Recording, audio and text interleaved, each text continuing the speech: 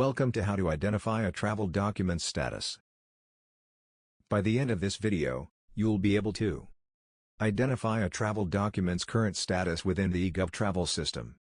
Explain how a travel document's status identifies its progress within the Executive Branch Travel Review Certification Approval process. Describe the most common travel document statuses, and use the ETS Document Timeline feature to discover additional details regarding a document's status. The following symbols draw your attention to a particular point or topic. The red circle and exclamation point denotes a very important point. The yellow caution triangle denotes a safety note, warning that failure to heed the point will likely cause significant issues. The blue exclamation point and banner denotes a best practice. And the blue binoculars denote a case study, used to further explain or provide an example. As a federal employee, you are required by the Federal Travel Regulation to use the E-Gov Travel System, ETS, to administer all aspects of your travel. Executive branch travel occurs across 4 phases. 1. Planning and estimating. 2. Funding and authorizing. 3. Traveling and incurring expenses. 4. Vouchering and settlement. During Phase 1, you will use the ETS to create a written travel authorization request.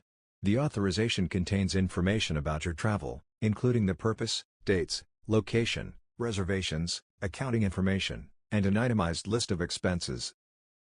The ETS lists your most recent travel authorizations in your dashboard, found at the bottom of the ETS homepage. You can also view a more detailed list on the Authorizations page, which is accessible by selecting the Authorizations navigation tab at the top of the screen.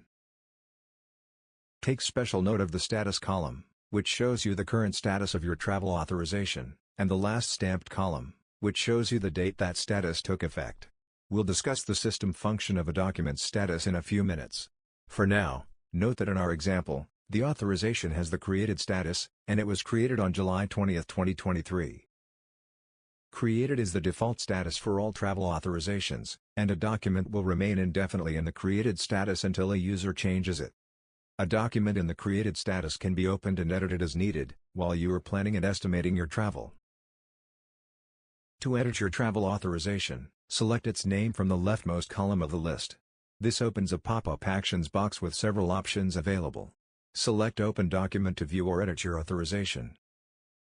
When you are ready to submit your authorization request, you will electronically sign it, that is, you will stamp it with a new document status, signed. Signing a travel authorization request indicates that you have finished planning and estimating your travel, and you are ready for Phase 2, Funding and Authorizing. The act of changing the authorization status from created to signed initiates an important system process called routing.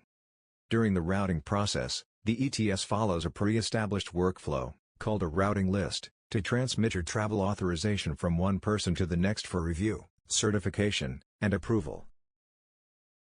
Before we discuss the routing workflow in detail, you should know that when you sign your travel authorization, not only does the system begin routing it to other users, but the document also becomes locked to you.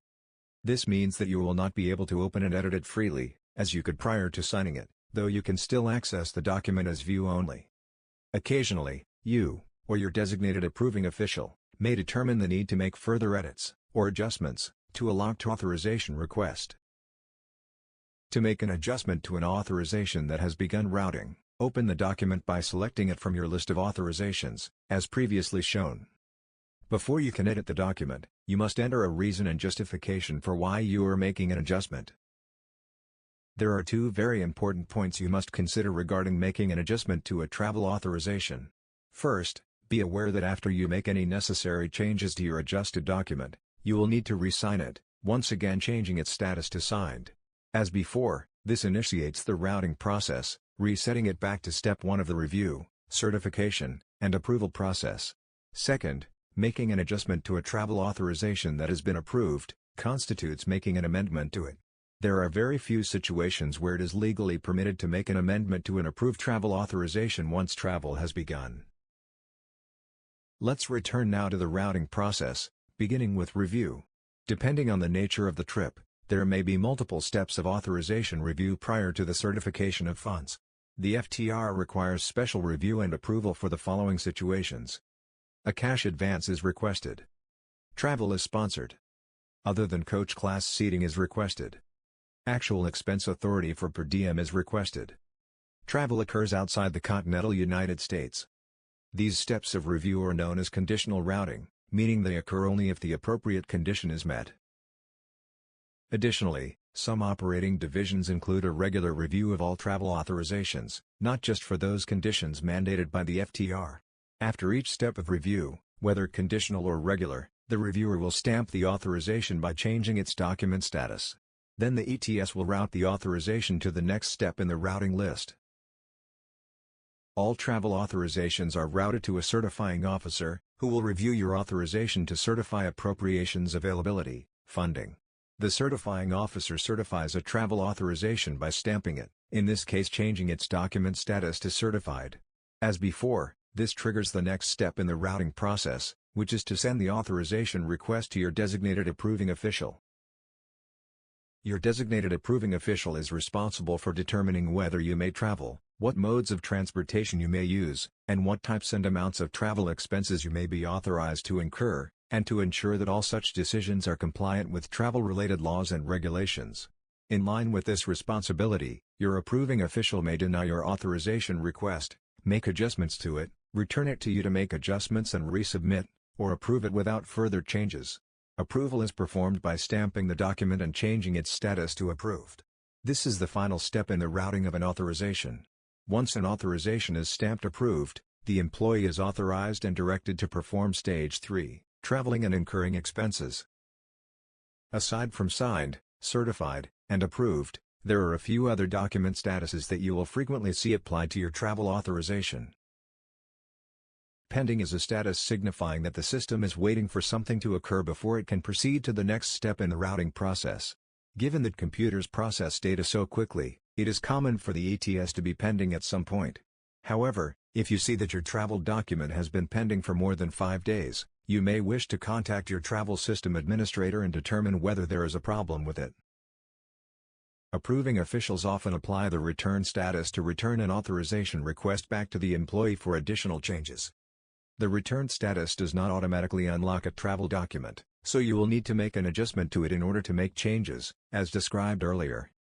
Once appropriate edits have been made to the returned authorization, it should be re-signed and submitted again for routing. The canceled status is applied to a travel authorization if your trip is canceled.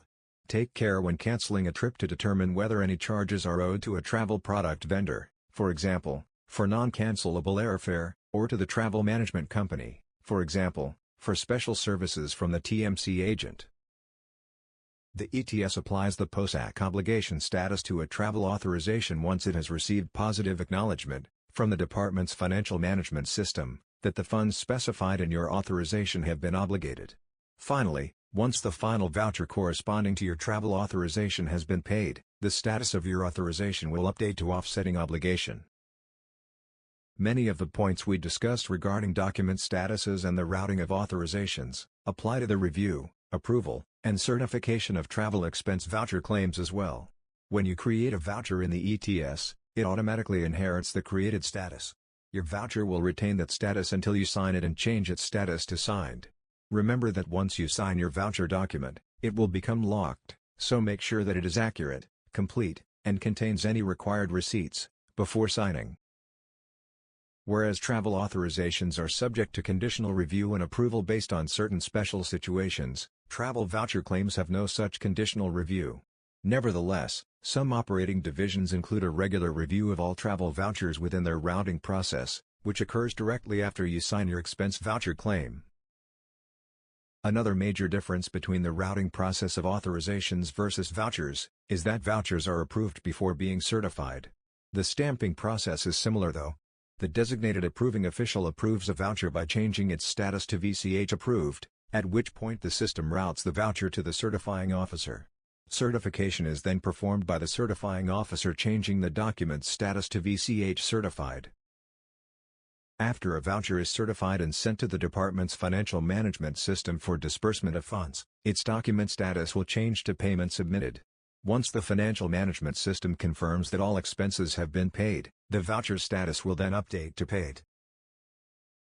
As we have seen, You can quickly ascertain the current status of your travel authorizations and vouchers from glancing at the status column, both in the dashboard of the ETS homepage, and within the authorizations and vouchers pages. If you want additional information, including a history of your document's past statuses, and details on its routing, select the name of the document as before, then select View Timeline from the pop-up Actions box. The timeline shows a history of the current and all past statuses, where the document is at in the routing process, and any comments or system notifications provided during routing. Congratulations! You have completed this video. Thank you for participating.